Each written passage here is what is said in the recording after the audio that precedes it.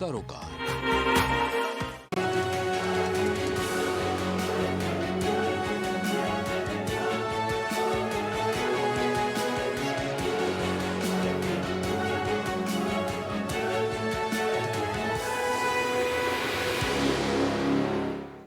नमस्कार, आप देख रहे हैं प्राइम टीवी और मैं हूं आपके साथ नंदिनी यादव। स्वागत है आप सबका हमारे खास कार्यक्रम प्राइम पब्लिक और सरकार में। प्राइम पब्लिक सरकार में हम आपको अलग अलग एजेंडे बताते हैं और दिखाते हैं, और इस बार का हमारा एजेंडा है विकास प्राधिकरण का मकर जाल।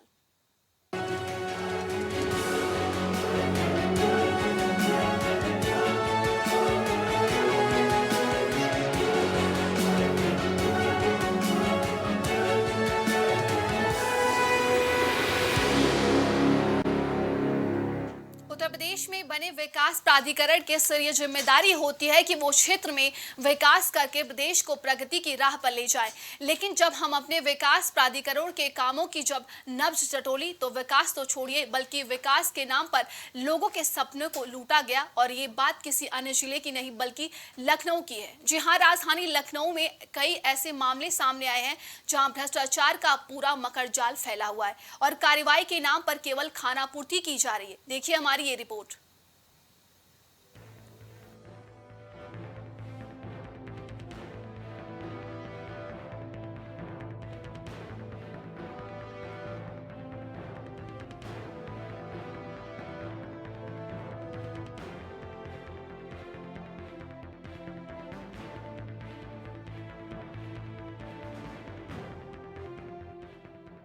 लखनऊ के पौष इलाके में बनी ये दोनों बिल्डिंग एलडीए के कुछ अधिकारियों द्वारा की गई भ्रष्टाचार का जीता जागता उदाहरण पेश करती है। जनता को भरोसा होता है कि अगर वो एलडीए द्वारा अधिकृत जगहों, फ्लैट या अपार्टमेंट को खरीदेंगे तो वो तसल्ली बख्श होकर जिंदगी गुजार सकते हैं। लेकिन जिन इमारतों की नींव भ्रष्टाचार पर ही रखी हो तो फिर लोगों के सपनों के आशियाने ताश के पत्तों की तरह ढेर तो होंगे ही। प्राइम टीवी लगातार शहर के बीच बने अवैध निर्माण को लेकर खबर दिखा रहा है, लेकिन इस खबर के बीच एलडीए के भ्रष्टाचार को भी दिखाने का प्रयास किया जा रहा है। लेकिन उन खबर के बीच एलडीए का भ्रष्टाचार भी खुलकर सामने आ रहा है।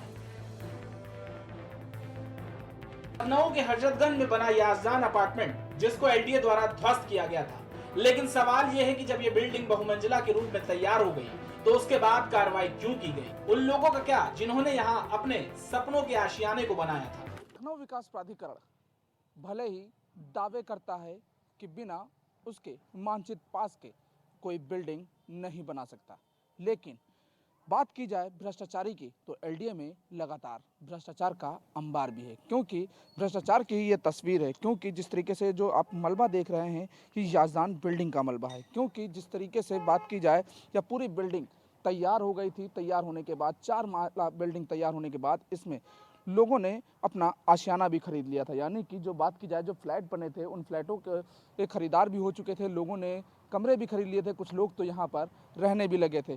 लेकिन अगर इस बिल्डिंग की बात की जाए तो जिस तरीके से ये ध्वस्तीकरण किया गया, ध्वस्तीकरण के बाद जो कार्रवाई हुई तो इस मामले को लेकर के जब बात की जाए अधिकारियों की तो अधिकारियों ने साफ इस मामले को नकार दिया था। क्योंकि उनके द्वारा साफ तौर से कहा जाता कि बिना मानचित्र के ये बिल्डिंग तैयार की गई थी और ये सरकारी ज़मीन थी। अब सवाल उठता है कि जहाँ पर जिस तरीके से ये याजदान बिल्डिंग तैयार हुई थी इससे लगभग 1 किलोमीटर के दायरे में एलडीए का कार्यालय है, यानी कि लखनऊ विकास प्राधिकरण, जहां पर अधिकारी खुद बैठते हैं और अगर छत पर ही आदमी खड़ा हो तो जाहिर सी बात है ये बिल्डिंग भी साफ तौर से नज़र आती है। लेकिन सालों लगे इस बिल्डिंग को तैयार होने में और जो यहाँ के सुपरवाइजर थे, इंजीनियर थे, जो जिम्मेदार लोग थे वो लगातार अपनी जेबों को गर्म करते रहे। लेकिन जब इस मामले को लेकर के कार्रवाई की बात आई तो सभी ने अपने हाथ खड़े कर दिए। उन्होंने साफ तौर से कहा कि इस मामले को लेकर कई बार नोटिस दी गई, लेकिन उस नोटिस को दरकिनार कर दिया गया।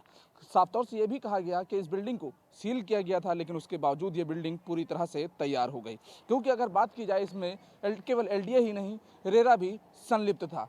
क्योंकि जिस तरीके से इसमें जो एनओसी दी गई, जो इसको संस्तुति दी गई, उस मामले को लेकर लखनऊ विकास प्राधिकरण के साथ रेरा ने भी अप्रूवल दिया था, जिसके बाद जो यहाँ पर खरीदार थे उन लोगों ने इसमें अपने फ्लैट खरीदे। लेकिन जब ध्वस्तीकरण की कार्रवाई हुई तो जो जिन्होंने इसमें पैसा लगाया, जिन्होंने अपने फ्लैट खरीदे, वो बेघर हो गए। इस मामले को लेकर के जब ये लोग सुप्रीम कोर्ट और हाई कोर्ट के दरवाजे पर पहुंचे तब एलडीए को फटकार भी लगी। लेकिन फटकार लगी लेकिन जो कार्रवाई की बात की जाए वो किसी तरह की कार्रवाई नहीं हुई। लेकिन अब सवाल ये उठता है कि जिस तरीके से भ्रष्टाचारी को लेकर के लखनऊ विकास प्राधिकरण पर सवाल उठता है, तो उस सवाल को लेकर किसी तरह का एलडीए का अधिकारी जवाब देने से भी कतराता है।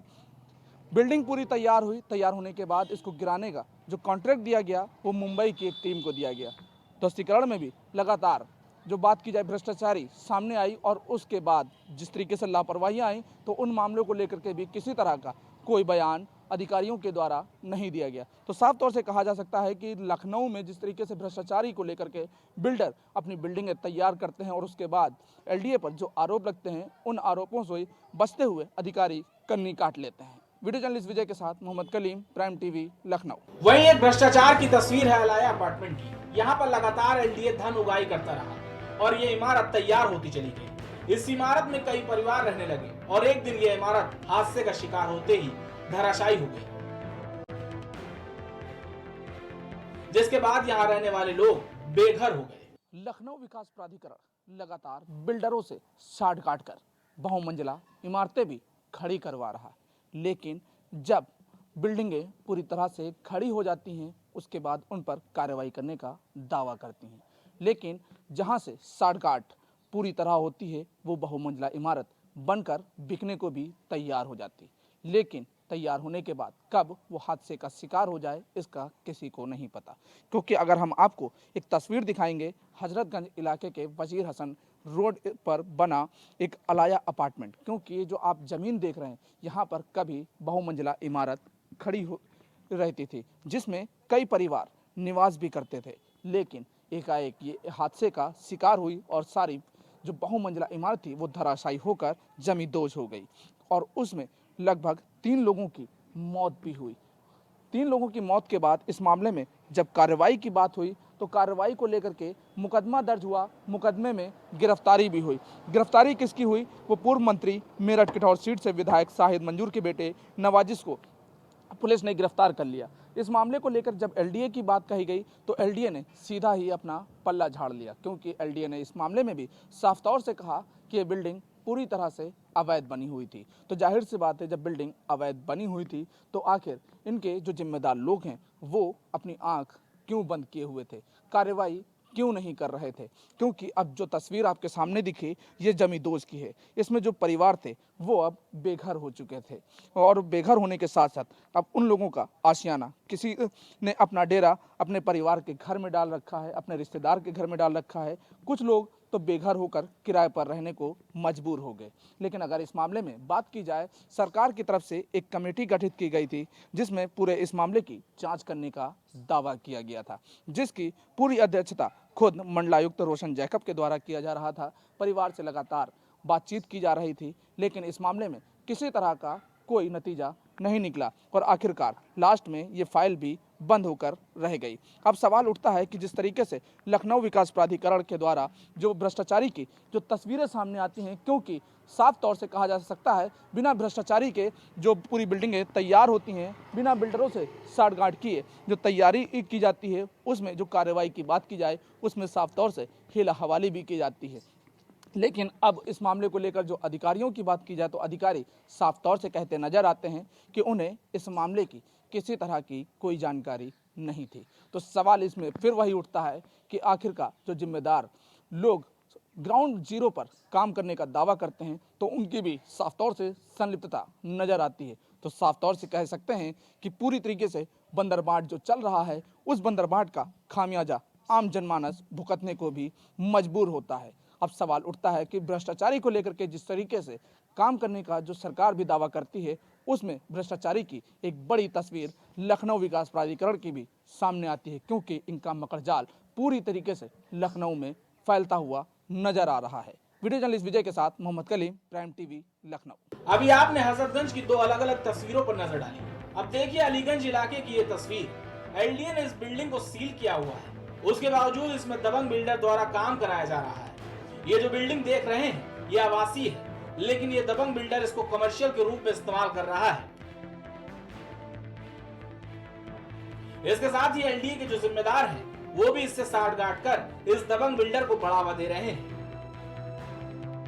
अब जो तस्वीर दिखाई गई है उसको देखने के बाद अब एलडीए क्या कुछ कार्रवाई करता है, ये एक बड़ा सवाल बना हुआ है। लखनऊ विकास प्राधिकरण के द्वारा लगातार जो कार्रवाई की बात की जाती है, लेकिन उस कार्रवाई पर सवाल भी खड़ा होता है क्योंकि भ्रष्टाचारी पूरी तरीके से संलिप्त रहती है। तस्वीर आपके सामने अलीगंज जोन 4 की है, क्योंकि यहाँ पर आप तस्वीरें देखेंगे साफ तौर से जो सीलिंग की कार्रवाई है वो आपको दिखेगी, जिसमें साफ तौर से लिखा गया है दिनांक 2/8/2023 को एलडीए द्वारा सील, यानी कि इस बिल्डिंग को पूरी तरीके से सील कर दिया गया। लेकिन अगर सीलिंग के बाद की अगर बात की जाए, जो आपको यहाँ पे तस्वीरें देख रहे हैं काम की, वो काम की तस्वीरें साफ तौर से दिख रही हैं। तो इस बात से साफ आप कह सकते हैं कि किस तरीके से यहाँ पर जो सीलिंग के बाद की जो काम है वो पूरी तरीके से चल रहा है। लेकिन अगर हम आपको आगे की तस्वीरों की बात करें तो आगे की जो तस्वीर देखेंगे नीचे की, आप नीचे से लेके पूरा ऊपर तक की जो तस्वीर देखेंगे वो तस्वीर से आप अंदाजा लगाएंगे। लेकिन वो जो हॉस्पिटल का नाम आप देख रहे हैं, हॉस्पिटल पे साफ तौर से लिखा हुआ है कोणार्क हॉस्पिटल, यानी कि इस हॉस्पिटल की ये पूरी बिल्डिंग है और इसी बिल्डिंग का जो निर्माण है वो अवैध रूप से कराया जा रहा है। लेकिन जो जिम्मेदार है वो पूरी तरीके से आंख बंद किए हैं, या फिर यूं कहा जाए कि पूरी तरीके से संलिप्तता है। क्योंकि अगर इसके बाद अगर हम दूसरी तस्वीर की बात करेंगे, इसी नाम का जो हॉस्पिटल कोणार्क हॉस्पिटल की अगर बात करेंगे, तो सामने की भी हम एक तस्वीर आपको दिखाएंगे। क्योंकि ये जो दूसरी तस्वीर देखेंगे इसमें भी साफ तौर से आप कह सकते हैं कोणार्क हॉस्पिटल, यानी कि अगर इस मामले को लेकर के दो तस्वीरें आमने सामने की, अवैध निर्माणों को लेकर के, या फिर बात की जाए जिस तरीके से एलडीए के पास जो पूरे जो मानक होते हैं, एलडीए के जो मानक हैं, उन मानकों के अधीन जो बिल्डिंग तैयार की जाती है कमर्शियल के रूप में, तो वो पूरी तरीके से लापरवाहियां हैं। लापरवाहियों के साथ साथ पूरी तरीके से जो भ्रष्टाचारी है वो सामने है, क्योंकि ना तो पार्किंग है ना ही किसी तरह की सुविधाएं, लेकिन उसके बावजूद पूरा हॉस्पिटल चल रहा है। एक तस्वीर हम थोड़ा सा अंदर की भी अगर आपको दिखाएंगे, तो यहाँ से एक अंदर के तरफ का जो पूरी तस्वीर आप देखेंगे तो उससे साफ अंदाजा लगाएंगे कि किस तरीके से कोणार्क हॉस्पिटल में लगातार जो वो मानक है उसका को अनदेखी करते हुए पूरा काम करना जारी किया गया। लेकिन जो जिम्मेदार हैं वो लगातार केवल एक ही बात कहते नजर आते हैं कि हाँ, इस मामले को लेकर के संज्ञान लिया जाएगा और कार्रवाई की जाएगी। लेकिन कार्रवाई कागजों पर दिखती है, जमीनी स्तर पर कुछ और ही नजर आता है। तो इस मामले में साफ तौर से कहा जा सकता है कि जो भ्रष्टाचारी है वो पूरी तरीके से भ्रष्टाचारी को लेकर के जो बढ़ावे की तस्वीर है वो साफ नजर आ रही है। तो अब सवाल ये उठता है कि जिस तरीके से जो भ्रष्टाचार की जो तस्वीरें आपको दिखाई जा रही हैं, उन भ्रष्टाचारियों की तस्वीरों के बाद जो जिम्मेदार हैं वो इस मामले को लेकर के किस तरीके से संज्ञान लेते हैं, और जो कार्रवाई की बात की जाए वो कार्रवाई क्या होती है। वीडियो जर्नलिस्ट विजय के साथ मोहम्मद कलीम, प्राइम टीवी, लखनऊ।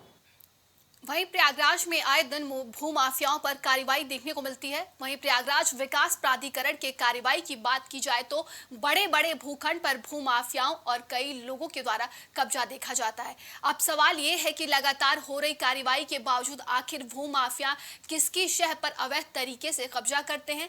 अगर प्रयागराज के तस्वीरों की बात करें तो गंगा और यमुना नदी के तटीय क्षेत्र में तमाम ऐसे मकान बने हुए हैं जो आपको नजर आएंगे, नदियों के आसपास बने हुए हैं, जबकि नदियों के आसपास निर्माण पर रोक लगाई गई है। अब जिस तरीके से प्रयागराज विकास प्राधिकरण कार्रवाई कर रहा है तो देखना होगा कि आखिर किस तरह से तटीय क्षेत्र में किए गए अवैध निर्माणों पर कार्रवाई की जाएगी।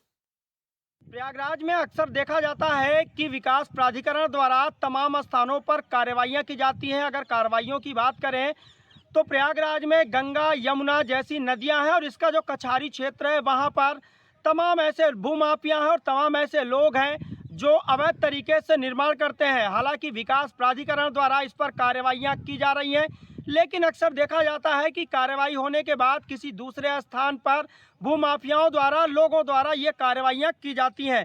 हालांकि मैं आपको वो तस्वीरें दिखाऊंगा किस तरीके से कछारी क्षेत्र में लोग यहाँ पर अवैध निर्माण करते हैं और किस तरीके से विकास प्राधिकरण द्वारा इस पर कार्रवाई की जाती है। तस्वीरें आपको साफ तौर पर नज़र आ रही होंगी क्योंकि ये यमुना नदी के कछार में स्थित है और यहाँ पर जो कार्रवाई है वो भी आपको नज़र आ रही होगी। विकास प्राधिकरण द्वारा इसके लिए समय समय पर अभियान चलाए जाते हैं, लेकिन जिस तरीके से कछारी क्षेत्रों में आपको तमाम वो बड़ी बिल्डिंगें नज़र आएंगी, बड़े बड़े संस्थान नज़र आएंगे, तो ऐसे में आखिर ये सवाल उठता है कि ये किसके सह पर भूमाफिया या ये लोग इसका निर्माण कराते हैं। हालांकि ये भी सवालों के घेरे में है और ये भी जांच का विषय है। लेकिन अब जिस तरीके से कछारी क्षेत्रों में विकास प्राधिकरण अवैध निर्माणों के खिलाफ ये अभियान चला रहा है, तो आने वाले दिनों में ये देखा जाएगा कि आखिर क्या इस पे लगाम लग पाएगी। पवन पटेल, प्राइम टीवी, प्रयागराज।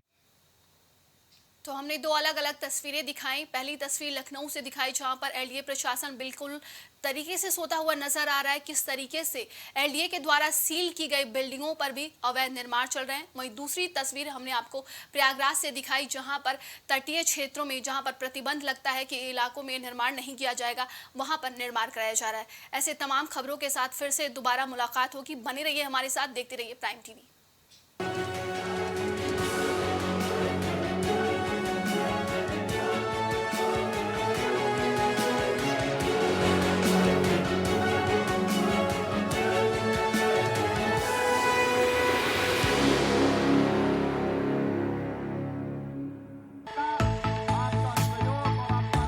कुछ भाव पुष्प।